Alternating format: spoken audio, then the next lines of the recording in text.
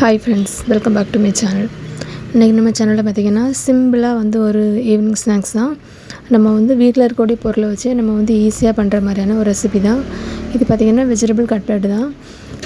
ஆனால் வந்து நம்ம வந்து எண்ணெயில் வந்து பொரிக்க போகிறதில்ல, ஷாலோ ஃப்ரை தான் பண்ண போகிறோம். கொஞ்சமாக எண்ணெய் இருந்தாலே போதும், நம்ம வந்து ரெடி பண்ணிடலாம். அதே மாதிரி பிரெட் க்ரம்ஸ் கண்டிப்பாக வேணும் அந்த மாதிரிலாம் இல்லை. நம்ம வீட்டில் வந்து பிரெட் இருந்தாலே போதும், அதை கூட நம்ம வந்து அரைச்சி கூட எடுத்து பிரெட் க்ரம்ஸ் ஆட்டி யூஸ் பண்ணிவிடலாம். இப்போ ஃபஸ்ட்டு வந்து 3 உருளைக்கிழங்கை வந்து நான் வந்து கட் பண்ணி நல்லா வந்து வேக வச்சு எடுத்துருக்கேன். தண்ணியெல்லாம் வடிச்சிட்டு நல்லா வந்து மேஷ் பண்ணி எடுத்துடுங்க. இது கூடவே ஒரு பெரிய சைஸ் உள்ளி, அதையும் நல்லா பொடியாக கட் பண்ணி போட்டுவிடுங்க.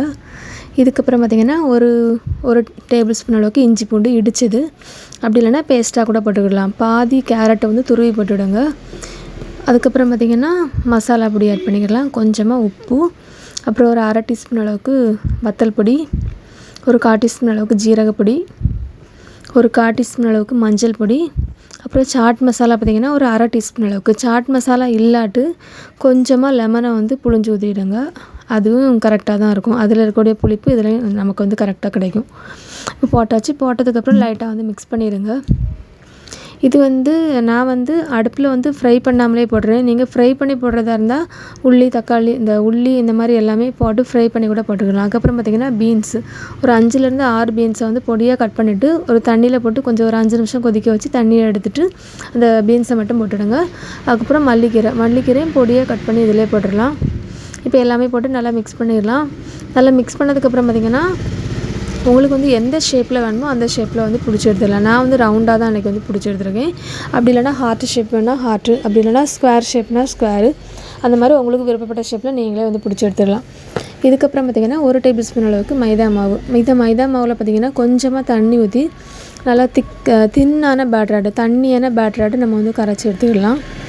இதை வந்து கரைச்சி எடுத்தது அப்படியே தனியாக வச்சுருங்க. அப்புறம் பார்த்திங்கன்னா பிரெட் க்ரம்ஸ் வந்து நான் வந்து கடையில் வாங்கினது அந்த மாதிரிலாம். ப்ரெட்டை வந்து நான் வந்து மிக்சியில் போட்டு அடித்து எடுத்து வச்சுருக்கேன், அவ்வளோதான். இப்போ வந்து நம்ம இதிலேருந்து ஒரு இதை எடுத்துகிட்டு நம்ம வந்து மைதா மாவில் லைட்டாக டிப் பண்ணிவிட்டு அந்த மிக்சரில், அப்புறம் அந்த பிரெட் க்ரம்ஸில் லைட்டாக டிப் பண்ணி அப்படி எடுத்துருங்க. அதுக்கப்புறம் பார்த்திங்கன்னா தோசைக்கல்லை வச்சுட்டு இதில் வந்து 2லேருந்து ஒரு 3 டேபிள் ஸ்பூன் அளவுக்கு மட்டும் எண்ணெய் ஊற்றிடுங்க. எண்ணெய் ஊற்றிட்டு நம்ம வந்து 2 சைடும் போட்டு பொரிச்சு எடுத்துக்கிடலாம். இது வந்து உங்களுக்கு வந்து உடையாமல் வரணும்னா இதை வந்து நம்ம எல்லாமே ரெடி பண்ணதுக்கப்புறம் பிரெட் க்ரம்ஸில் வந்து நல்லா வந்து போட்டு எடுத்ததுக்கப்புறம் ஒரு 5 நிமிஷம் மட்டும் ஃப்ரிட்ஜில் வச்சு எடுத்துகிட்டு போடுங்க, எதுவுமே உடையாமல் வரும். நான் அன்றைக்கி ஃப்ரிட்ஜில் எதுவுமே வைக்கல, டேரெக்டாகவே நான் வந்து போட்டுட்டேன். இந்த மாதிரி 2 சைடுமே நல்லா வந்து கோல்டன் கலரில் வந்ததுக்கப்புறம் நம்ம வந்து இதை வந்து எடுத்துடலாம். இப்போ பார்த்திங்கன்னா கொஞ்சம் வெந்துட்டு நான் வந்து ஒவ்வொன்றா வந்து எடுத்துடுறேன்.